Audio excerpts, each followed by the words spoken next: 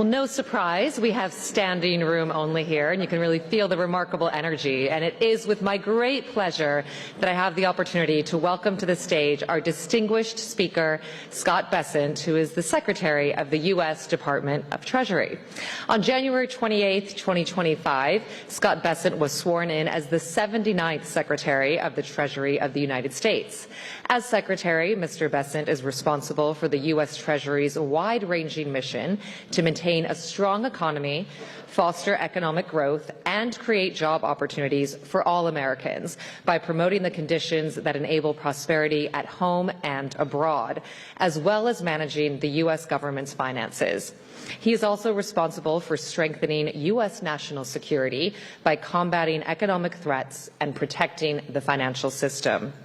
Mr. Bessent has been in the global investment management business for 40 years, visiting 60 countries, interacting with international leaders and central bankers. He is regarded as a currency and fixed income specialist. Mr. Bessent is also a frequent contributor to economic journals and business publications. Secretary Bessent will deliver keynote remarks followed by an in-conversation session with Tim Adams, who will join the Secretary on stage shortly after. Secretary Bessent, the stage is yours.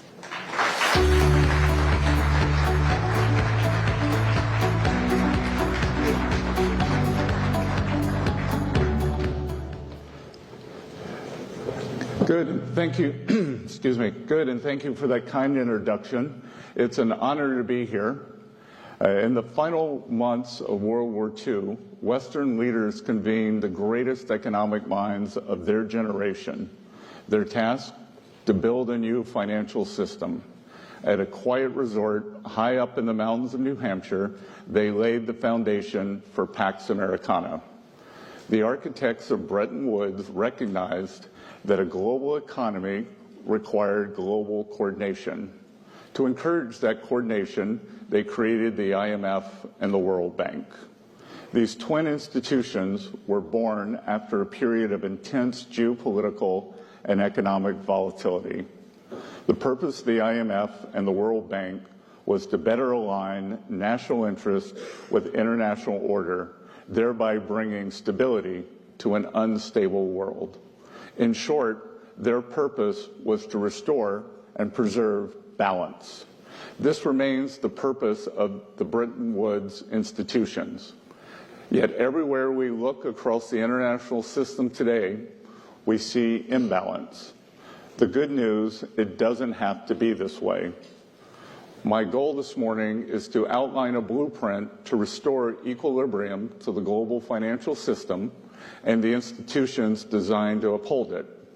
I have spent the bulk of my career from the outside looking in on financial policy circles.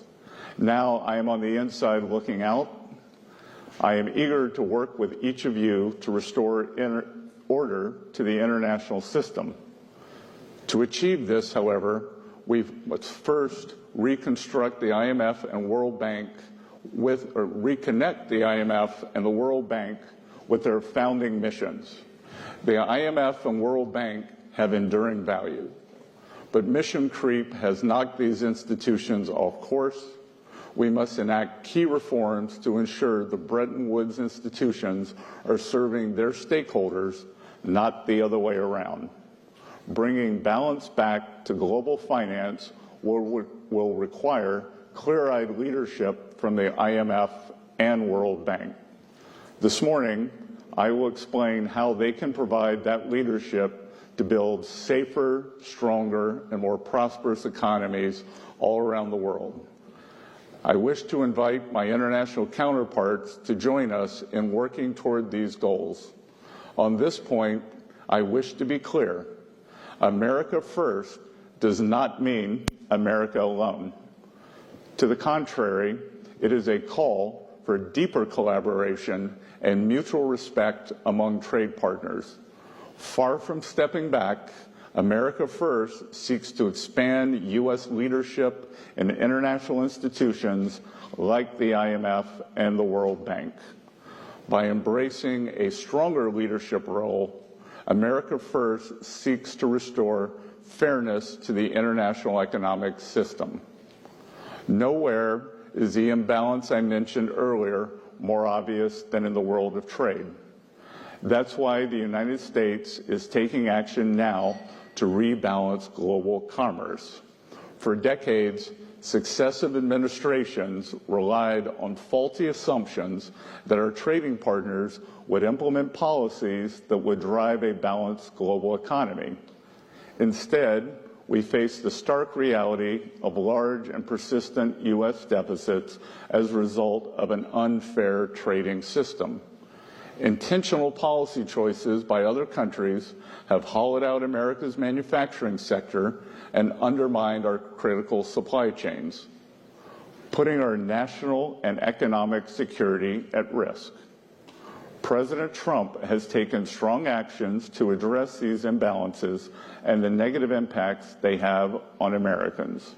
The status quo of large and persistent imbalances is not sustainable. It is not sustainable for the United States, and ultimately, it is not sustainable for other economies. Now, I know sustainability is a popular term around here, but I'm not talking about climate change or carbon footprints. I'm talking about economic and financial stability, the kind of sustainability that raises standards of living and keeps markets afloat. International financial institutions must be singularly focused on upholding this kind of sustainability if they are to succeed in their missions. In response to President Trump's tariff announcements, more than 100 countries have approached us, wanting to help rebalance global trade. These countries have responded openly and positively to the President's actions to create a more balanced international system. We are engaged in meaningful discussions and look forward to talking with others. China in particular is in need of a rebalancing.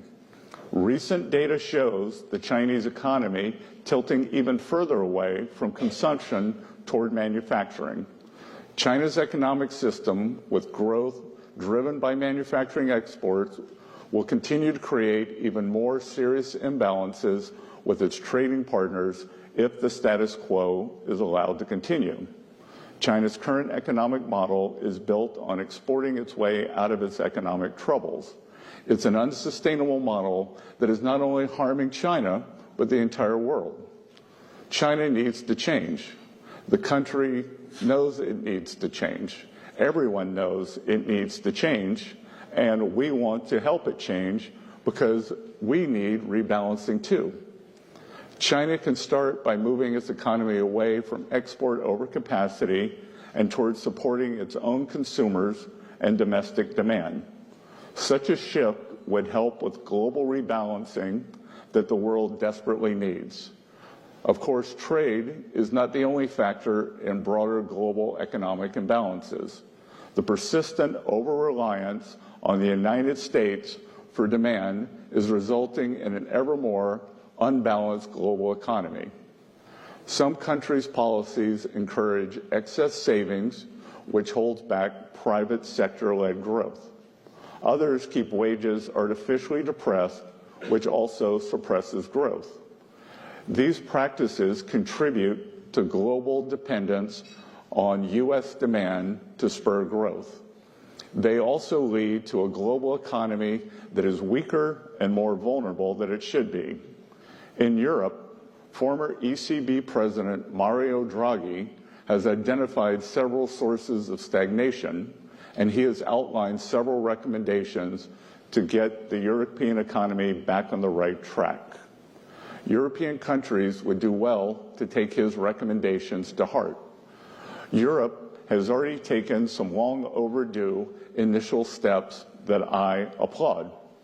These steps create a new source of global demand and also involve Europe stepping up on the security front.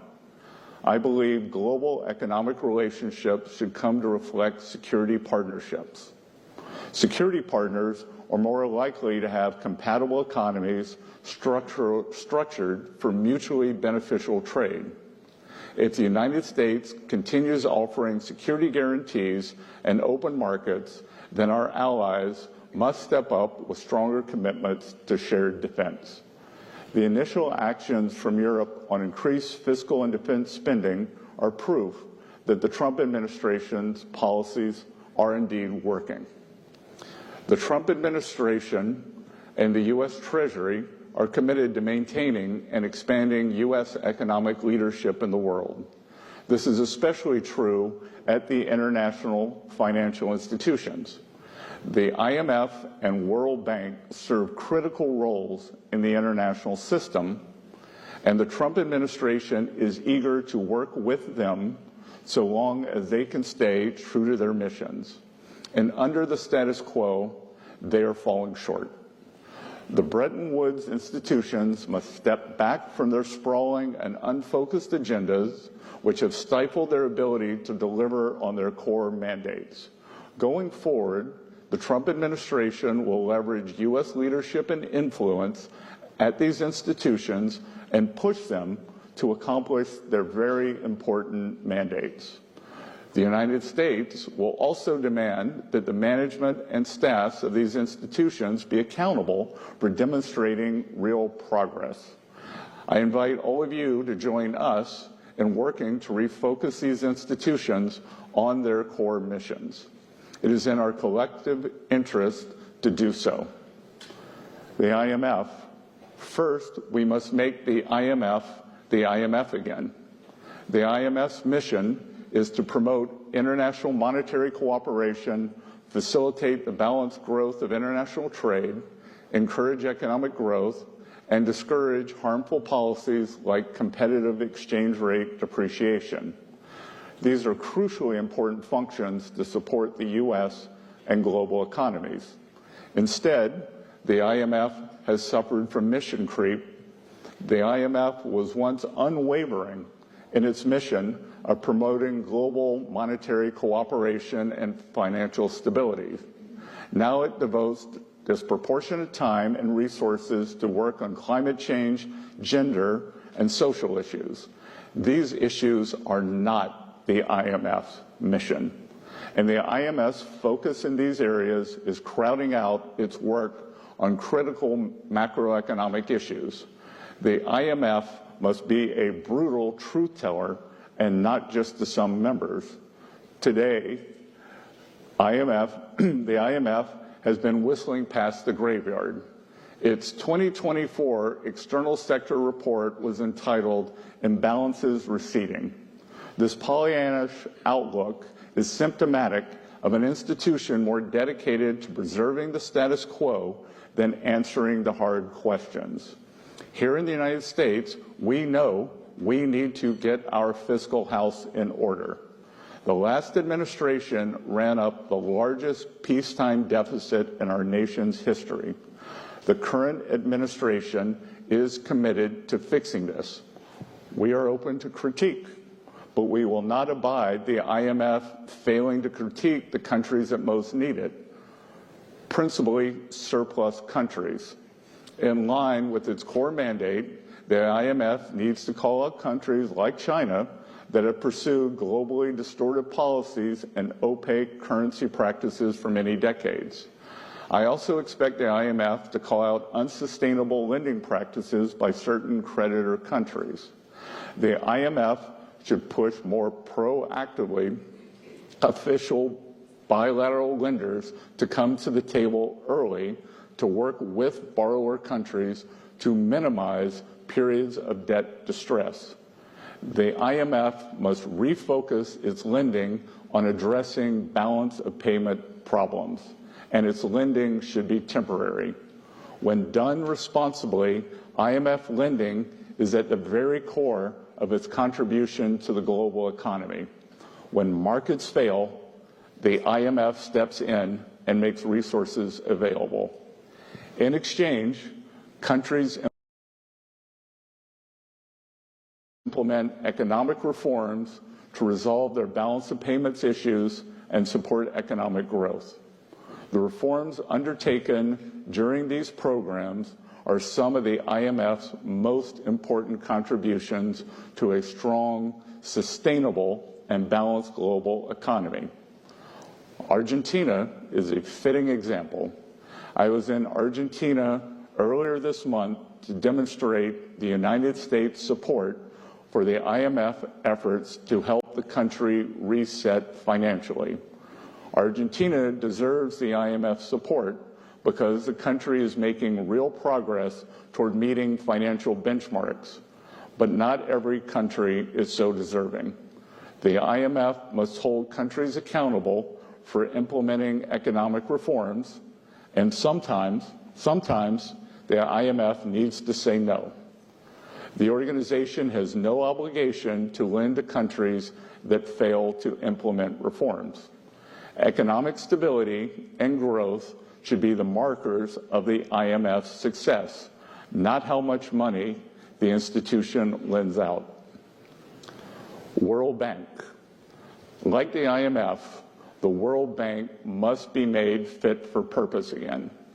The World Bank Group helps developing countries grow their economies, reduce poverty, increase private investment support, private sector job creation, and reduce dependence on foreign aid.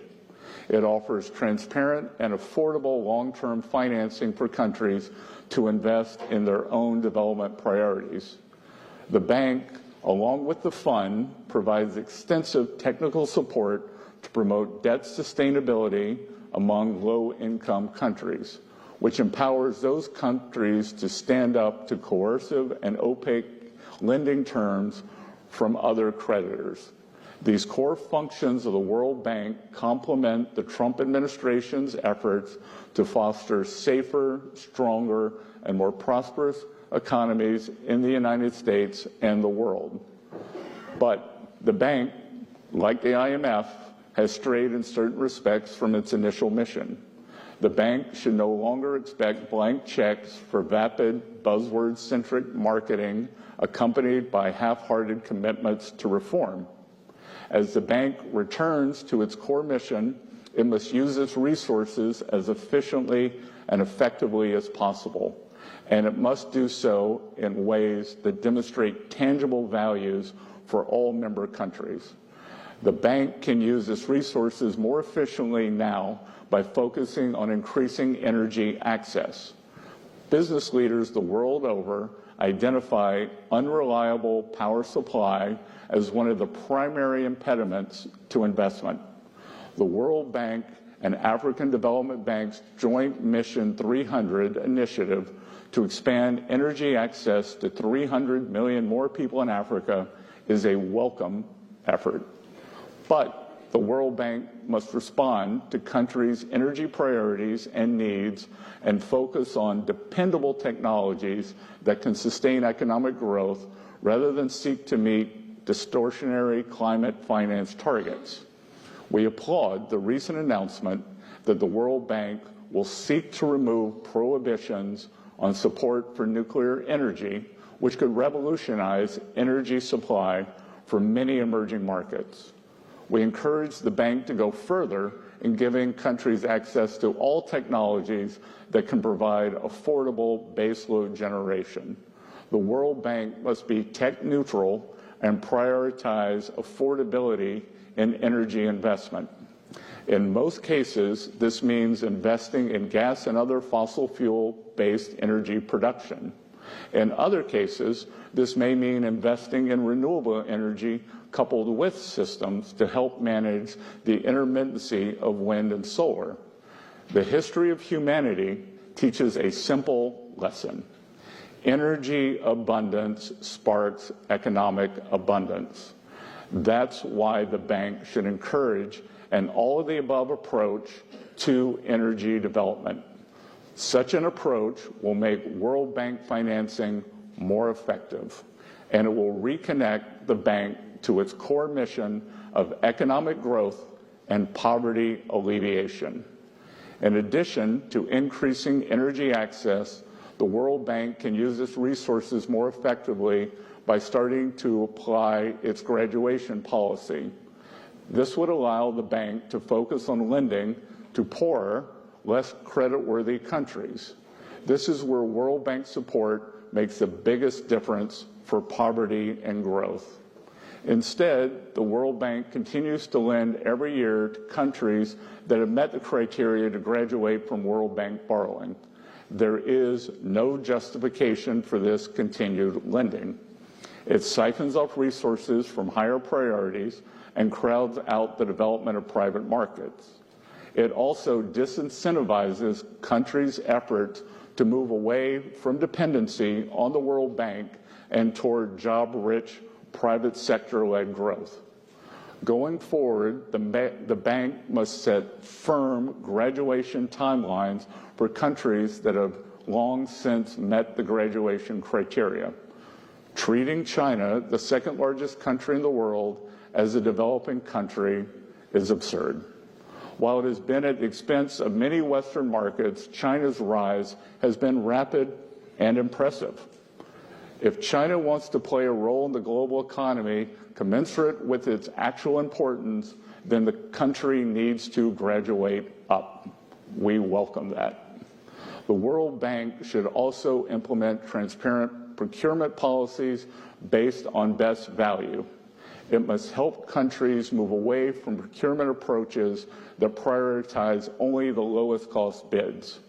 Such procurement policies reward distortive and subsidized industrial policies that undermine development. They may also stifle the private sector and incentivize corruption and collusion and result in greater long-term cost. Procurement policies based on best value are better from both an efficiency and development perspective, and their robust implementation will benefit the bank and its shareholders. Related to this subject, I wish to send a strong, and I emphasize strong, message about procurement policies as regards Ukraine. No one who financed or supplied the Russian war machine will be eligible for funds earmarked for Ukraine's reconstruction. No one. To conclude, I invite our allies to work with us as we rebalance the international financial system, refocus the IMF and World Bank on their founding charters. America First means we are doubling down on our engagement with the international economic system, including at the IMF and the World Bank. A more sustainable economic system will be one that better serves the interests of the United States and all the other participants in the system. We look forward to working with all of you in this endeavor. Thank you.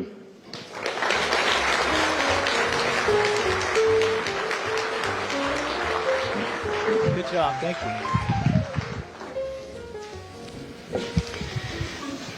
Mr. Secretary, thank you for joining us here today, and thank all of you for coming here today. I'm going to point out you have many great lines in this very meaty, comprehensive set of remarks, but you say, I wish to be clear, America First does not mean America alone. To the contrary, far from stepping back, you seek to expand U.S. leadership in international institutions like the IMF and World Bank. I must say there's a collective sigh of relief across this town right now, because the concern coming into this week is that you were going to do exactly what you said you're not going to do, which is the U.S. would withdraw. But you want to lead. What you're asking for is simply getting back to factory settings, right? Focused approach, and deal with the issues that you see are most paramount. Correct? Correct. As I said in my confirmation hearings, I think U.S. engagement with the international financial and multilateral institutions, we should engage, and we should be in it to win it for the American people and for the rest of the countries and for the client countries. 20 years ago, a senior U.S. Treasury official gave a speech very similar to this, calling on the IMF and said the IMF was asleep at the wheel and dealing with imbalances. Hank Paulson started the Strategic Economic Dialogue with the Chinese. Every Treasury Secretary since then have had an approach. So how will you do this differently, and how do you think that you'll proceed in this approach? What is your philosophy? What is your tools, and how will you execute on this? Well, look, I think that our move toward reordering the financial or trading system is a start. I think that today, as I reaffirm our engagement, but set up a list of core principles and back to basics for the institutions. And again, being from the private sector, we want to see results. And we want to see timelines that, as you and I were talking about backstage, global rebalancing has been a topic for more than 20 years. Long time. And it's some countries may have a 100-year perspective. We don't. Right. China obviously is an important part of this administration's foreign and economic policy. You'll be meeting with your Chinese counterparts. What will you tell them in the sense of how they obviously are aware that there's huge imbalances in manufacturing capacities, enormous, especially in things like automobiles. How will you help them understand that it's not just about talking, it's about executing? Well, look, I don't think I have to help them understand. I think they understand very well. And it's just a matter of impetus and will. So I believe I first went to Japan in 1990, 91, within 12 months of the peak of the bubble. A decade of that unwind, a decade of malaise. And then in 2012, I ran across a fellow, 2011, who was running for prime minister named Shinzo Abe, and he knew that Japan needed change and implemented it very quickly. 10 years later, more than 10 years later, Japan has had a remarkable economic run, and I think that our Chinese counterparts that will come to this realization. And if some of our policies, sometimes it takes an external push. Right. Alternatively, what I have said previously, there is an opportunity for a big deal here, that the U.S. is looking to rebalance to more manufacturing. The identity of that would be less consumption. If China is serious on less dependence on export-led manufacturing growth and a rebalancing toward a domestic economy, I think they use the term dual circulation. Right. Well, right now it's really singular circulation. And if they want to rebalance, let's do it together. This is an incredible opportunity. And I think if Bridgewater founder Ray Dalio were to write something, he could call it a beautiful rebalancing. Indeed. But a big part of that will also be our own fiscal imbalance. And as you mentioned, we're running deficit 6% of GDP at the top of the cycle. Not sustainable, as you yourself have pointed out. How important is it to also address our fiscal imbalance as part of this larger rebalancing? Well, it's very important that I think most people in this room are trained economists, and everyone knows that a trade deficit emanates from three things. External trade policies, which we are intent on addressing, and the external trade policies can be tariffs, non-tariff barriers, currency manipulation, and the state subsidy of labor and means of production. Mm-hmm. So terms of trade or trade regulation is one. Two is our budget deficit. So the larger our deficit, the more it creates a demand suck, also pushes up the interest rates. And then three, the level of the dollar. The U.S., we continue to have a strong dollar policy, and the dollar will adjust based on markets. Everyone asks me, well, what does a strong dollar mean? And to me, the strong dollar means having the policies in place to deserve capital flows and have confidence. But it doesn't mean that the price on the Bloomberg screen every day. And it also has different meanings in terms of bilateral the prices. So it's really three-pronged. But Tim, to your question, I have talked about we did not get here quickly with the spending. The U.S. does not have a revenue problem. We have a spending problem. And I have suggested, when I first met President Trump to talk about joining his campaign 2 years ago, that we need to get back to a long-term sustainable budget deficit of something with the 3 in front of it, which works. We have 2% nominal growth, or 2% inflation, projected 1.8% growth, which I think could be much higher if we implement our economic policies. Now, you reaffirmed the strong dollar policy first articulated by Bob Rubin. Valerie Giscard d'Estaing in the 1960s talked about the U.S. exorbitant privilege of the dollar. There are some in this town who question that privilege and actually see it as a burden. Do you see it as a privilege? That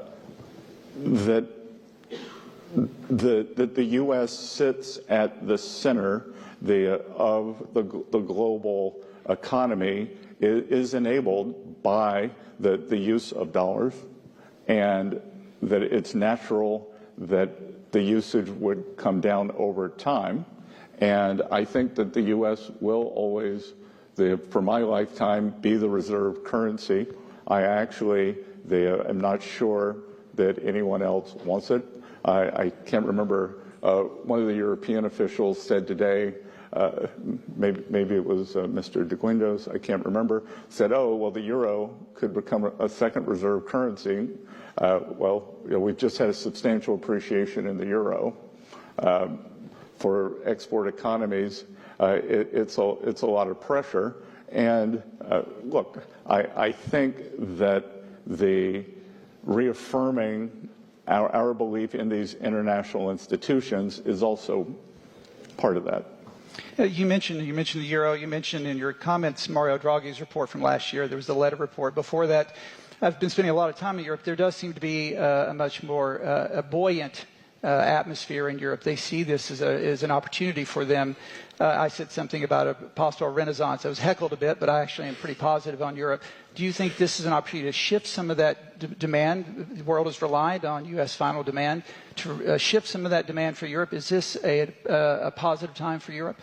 Look, I think it can be, and it wasn't in a straight line. It wasn't always the way a trained diplomat would have done, but I think we should all congratulate President Trump. He has done what a succession of European leaders have tried to do for the past 26 years, since the advent of the euro, that whether it's the French, the Italians, other European countries have tried to get Germany to increase their fiscal spend and drive the European economy, and that I applaud these nascent efforts, because it's a combination.